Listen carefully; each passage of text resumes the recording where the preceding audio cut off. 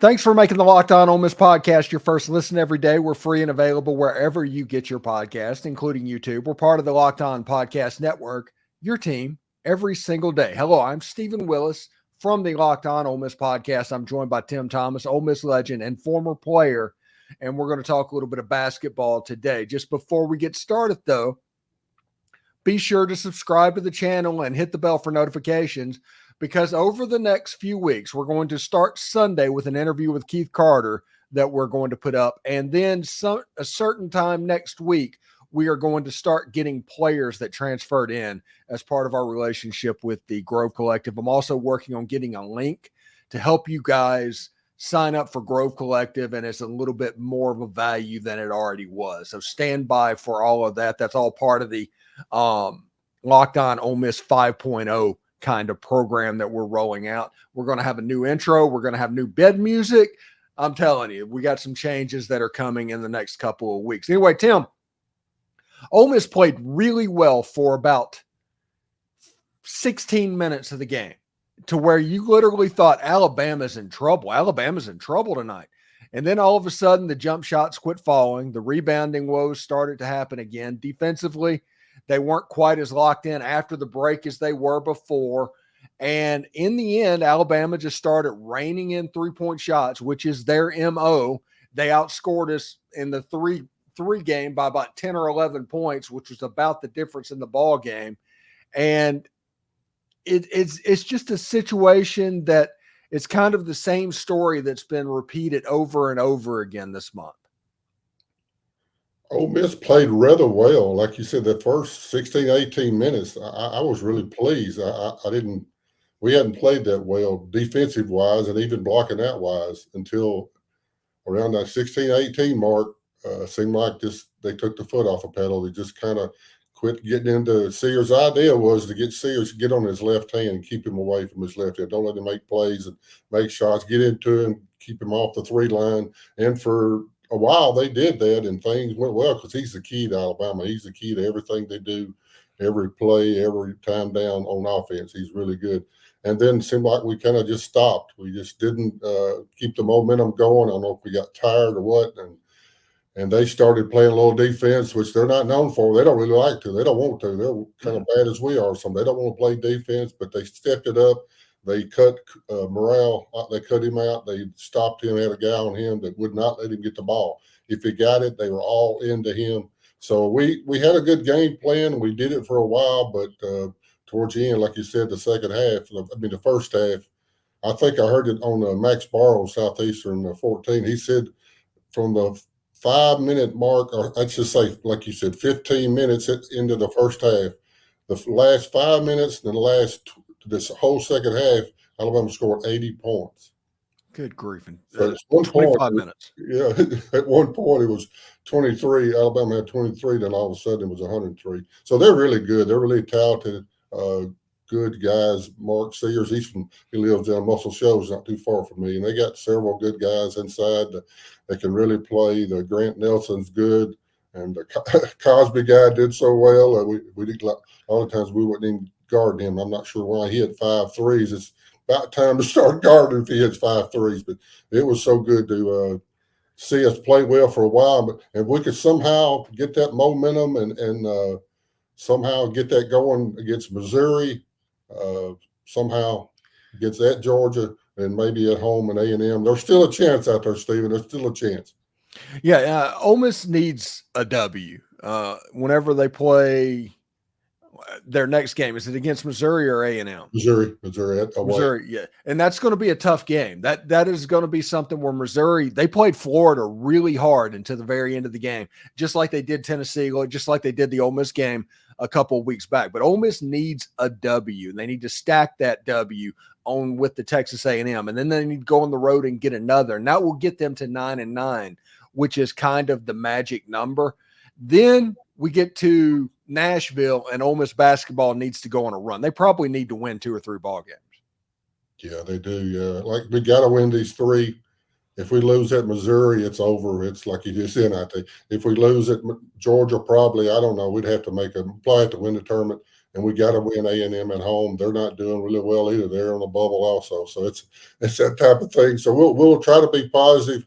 I'll try to be more positive. I have been in the last couple of weeks, but it's so hard sometimes when, like I was telling Stephen, I'm a defensive player. I play defense and rebound, and that's what I did. If I didn't do that, I didn't play. So I look at and I see these things that could be done differently, and I know Beard does. He really frustrates him. He saw some good minutes there, the first 16, 18 minutes, and he was pleased, but then he kind of all fell through. Yeah, and, it's real interesting. Jamin Brakefield is an enigma to me because there was a couple of times in this game when Ole Miss was going on their run and everything was going well. He seems to be like so much of a people pleaser. That may be his problem. He's a people pleaser to where he's turning down wide open threes that he can make that shot. He throws it into Alan Flanagan or whoever the big is. They end up taking a contested shot, a much worse shot that's potentially not a 3-point shot. And that run gets slowed down. The hot streak that Ole Miss was on gets a little bit colder and colder and colder. And eventually Chris Beard has to take Matthew Morrell out of the game. He has to have a break. And whenever that happens, it seems like every time the other team goes on a run. Yeah, Alabama and most teams, it's a game of runs, runs, and that's what Alabama did. And they started running, and we didn't stop them. There was one time in the second half that we made our run and tied it up 65 all. So, still life there, but it all kind of goes down to this. And Alabama and Nate Oates, I give him credit. He's got to figure it out. They hit 15 threes. So that's what, 45. We hit 8, that's 24. So that's 21 difference. That's 3 touchdowns. So let's think about it. 21 points. What did we end up getting beat? 15. So they've got it figured out, but you got to play some defense along the way. And they stopped Morrell, and we didn't stop their guys. Towards the end of the second half, we just letting them wide open, uncontested threes, and it just snowballed. Back in the day, and whenever you played at Ole Miss, that was a little bit before my time, but I remember like Sean Murphy and those guys, and you get the tall players, and you're like, hey, if Ole Miss could ever have a 7-footer and have some real size and down low, everything would be different. And I want to see that Ole Miss team. This Ole Miss team has some giants down there, and they still have trouble rebounding the basketball. The greatest rivalry in college hoops this year is Ole Miss versus rebounding.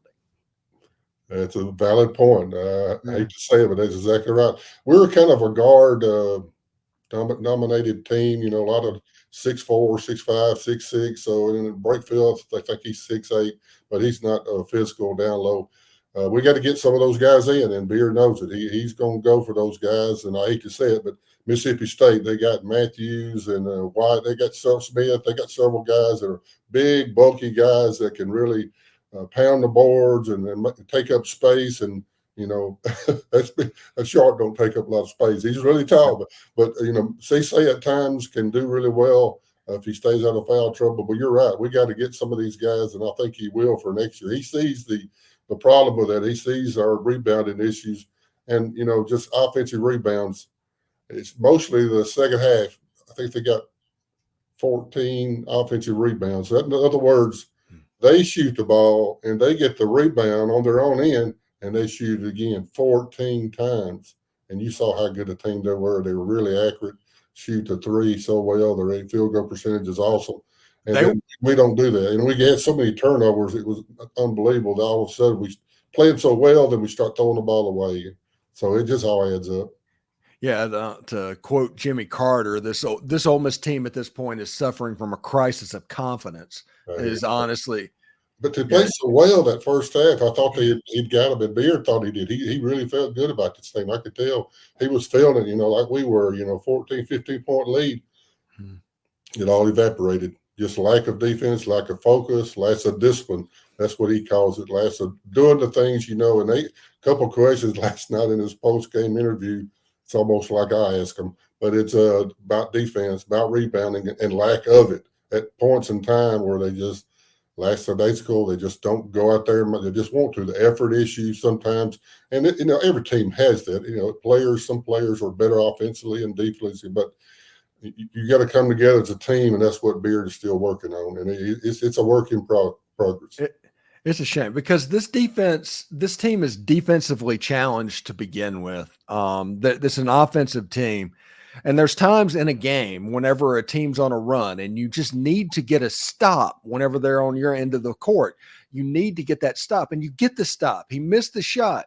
All you have to do is box out, and all of a sudden there's a player that goes in between three of our guys and gets a rebound, and not only just gets a rebound, puts it back in for a layup, and that has to be absolutely maddening for Chris Beard. It's just like football, offensive play. Everybody's got to do their job. O-line, the backs, the quarterback, back needs to block for a pass. If that don't happen, the quarterback gets, smeared. So it's that type of thing. All five guys got to work as a team. You all got to block out. I think you was talking about one time, our guys blocked out really well. I was pleased. And then here comes one around. I ain't going to say Juju. Oh, I did say it. Someone came around and he just kind of stood there and said, oh okay. New York. I just said, why? What are you doing? And Beard took him right out. I knew he would because he sees the same thing. But, we got to get fired up. I say this every week. We've lost several in a row, so it's hard to get fired up. But at least the baseball team's doing well. But we got to keep going. We got to do, and Beard, I got faith in him, but let's just be honest. I've been hard on the players. Sometimes the coaches have been out coached. Players play, coaches coach. There's been a few times over the past few games that the assistant coaches have a game plan, whatever, for a certain team. Just they swap it out, different ones. Some of these games haven't been as good as I would think possible. But I ain't gonna blame it on the coaches. Players have got to play, but sometimes they may not put them in the right position. But the effort is part of it, and getting them ready to play is another part of it. Thanks for making the Locked On Ole Miss podcast your first listen every day. We're free and available wherever you get your podcast, including YouTube. We're part of the Locked On Podcast Network, your team every single day. Tim Thomas, Ole Miss legend, former player, talking about honestly, we're going to close out February. We're going to forget about it. We're going to move on to March and see what happens. Right, Tim? Yeah, it can happen. We just got to be positive. It's hard for me to be positive when I see some of these defensive woes. But we got Missouri away. We got to do it. It's got to happen. It's got to happen. Bears got to get them fired up, got to get the legs on them, and got to go over there and win this game. Then we got to play at Georgia, and that's going to be tough. Wow, it's going to be tough. And they're fighting their way, try to get NIT, and then A&M the same as we are. When they come home, so we got to nail that, and then we'll see what Joe Lenardi says. I mean, we got to win an SEC tournament and try to go up there and show out. Wish we had Marshall Henderson. He would help us out in that SEC tournament. But it's you do what you got to do, and it is what it is. So go Rebs. All right. Tim Thomas joining us. Thank you, man. I'll see you next week, bud. All right. See you.